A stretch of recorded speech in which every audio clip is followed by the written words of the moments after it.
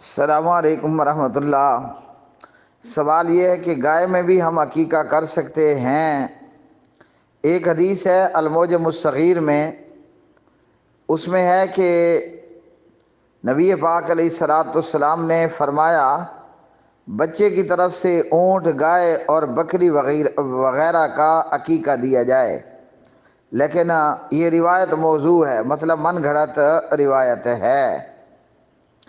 جی، تو میرے علم میں تو کوئی صحیح روایت نہیں ہے اونٹ میں، گائے میں، بکری میں یا ان جیسی چیزوں میں۔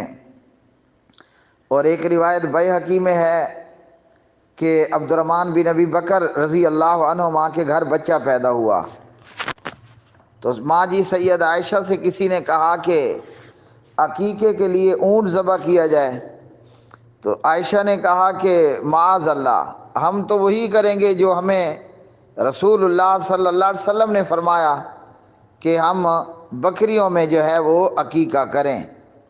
لڑکا ہے تو 2 بکری ہم عمر، اور لڑکی ہے تو 1 بکری۔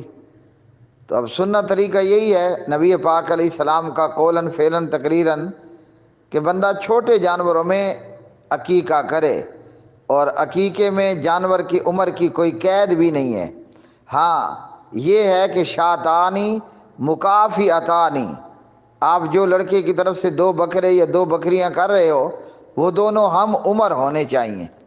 بھائی اس بات کا خیال رکھ لیا جائے۔